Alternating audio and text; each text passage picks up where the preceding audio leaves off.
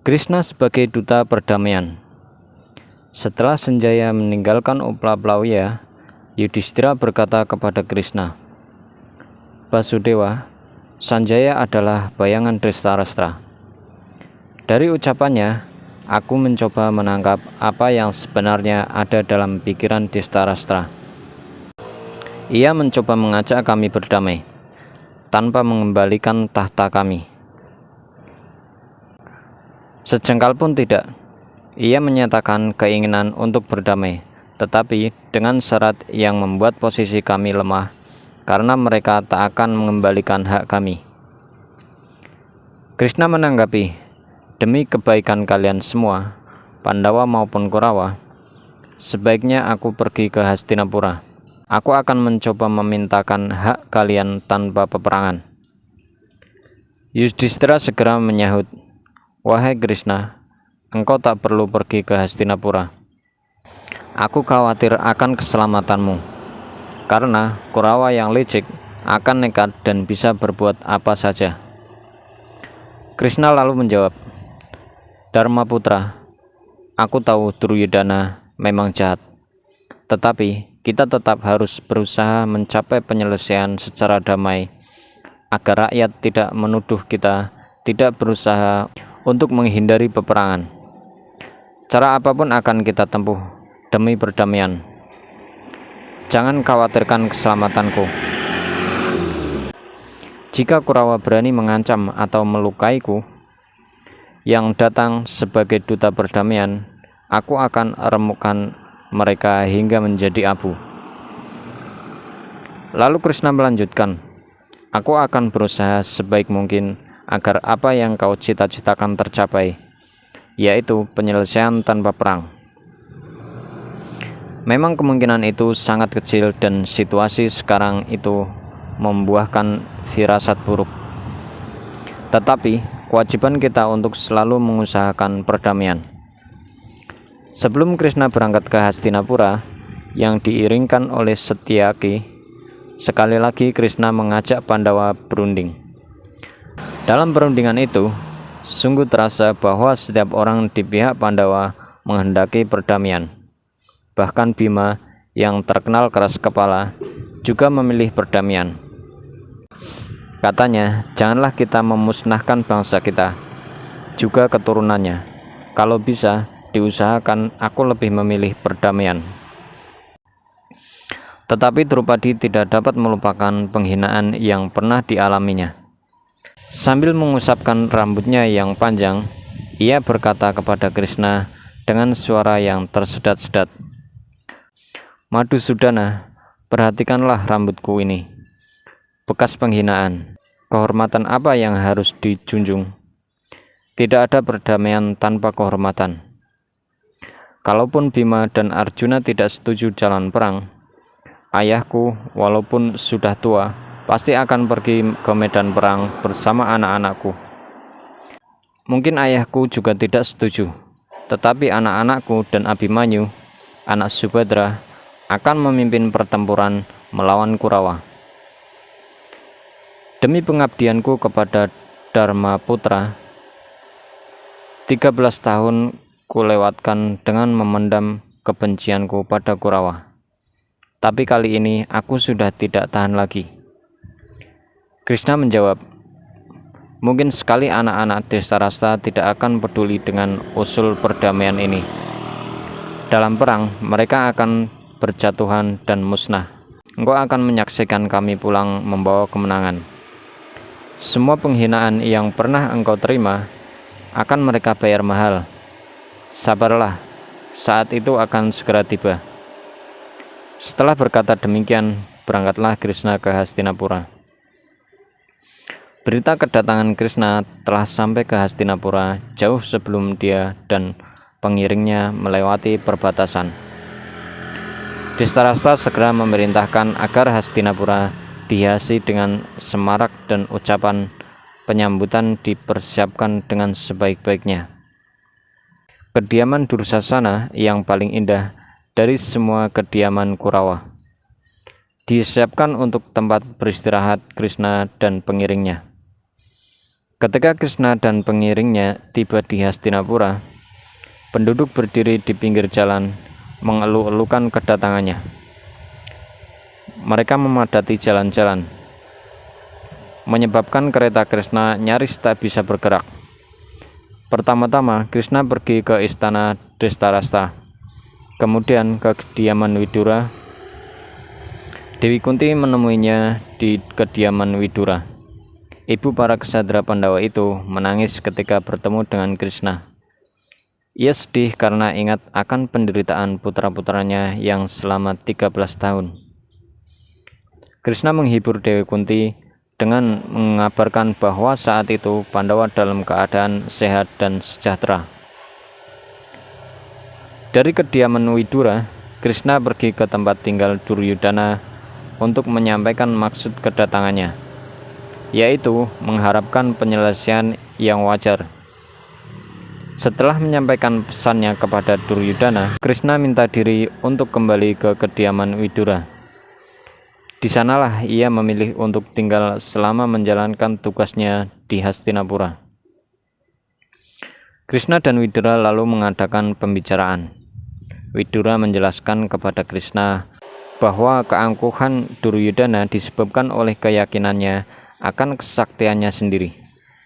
Selain itu, Duryudana juga merasa bahwa Bhisma dan Durna akan tetap berada di pihaknya. Widura juga menyarankan agar Krishna sebaiknya tidak masuk ke ruangan perundingan yang akan diselenggarakan oleh Duryudana. Widura merasa khawatir kalau Duryudana dan saudara-saudaranya telah merencanakan suatu perangkap untuk membunuh Krishna.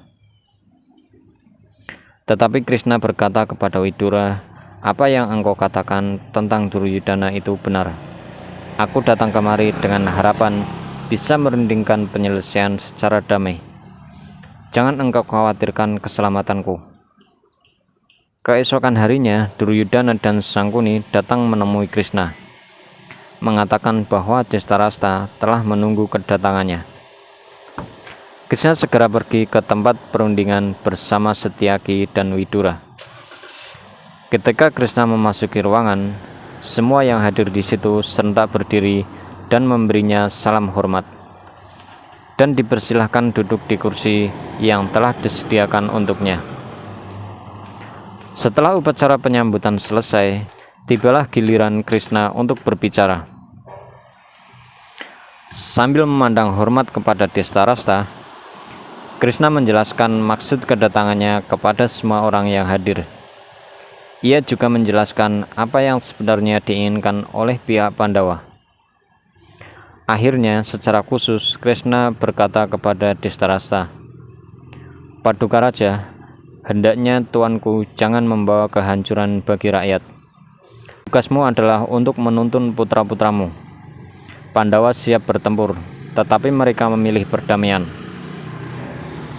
Mereka ingin hidup rukun dan bahagia di bawah pimpinanmu. Perlakukan mereka sebagaimana putra-putramu sendiri. Berusahalah untuk mencari penyelesaian yang damai dan terhormat. Pasti dunia akan menghormati engkau.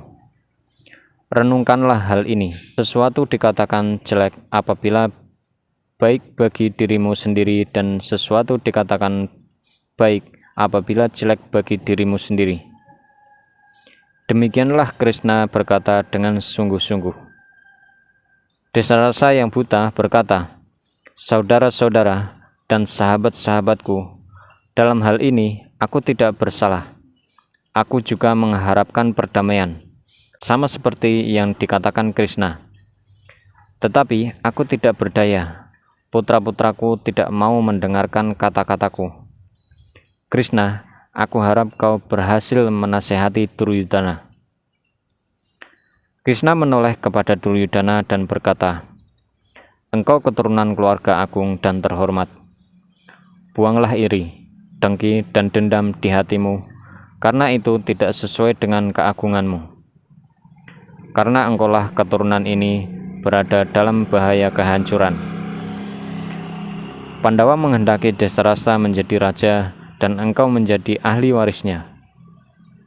Berdamailah dengan mereka dan berikanlah separuh kerajaan ini kepada mereka.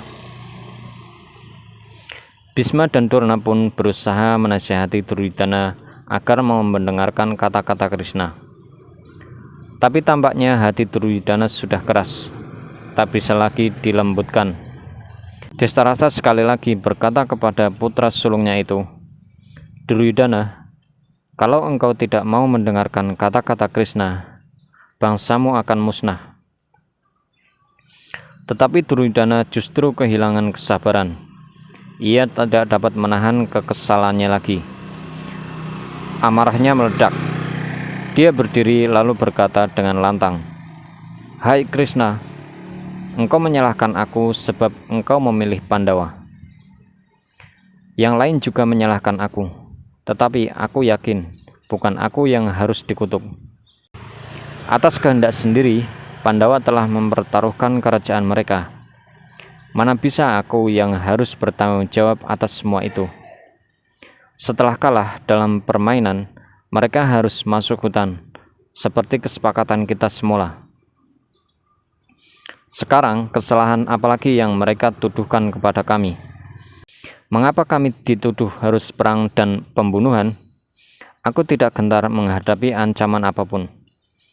Ketika aku masih bocah, orang-orang yang lebih tua selalu menyalahkan dan menyakiti hati kami dengan selalu membenarkan, membela, dan menyayangi Pandawa.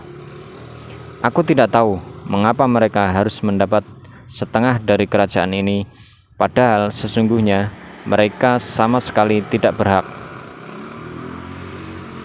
Waktu itu aku diam saja, tetapi bukankah mereka telah mempertaruhkan kerajaannya dalam permainan dadu dan mereka kalah? Sejengkal pun tak akan aku berikan wilayah kerajaanku kepada Pandawa." Begitu kata Duryodhana tanpa rasa bersalah sedikit pun. Krishna tersenyum dan berkata, "Bukanlah engkau telah mempersiapkan permainan itu dengan licik? Bersama dengan Sangkuni, kau telah memperdaya Pandawa. Permainan kau atur sedemikian rupa hingga Pandawa tak mungkin menang.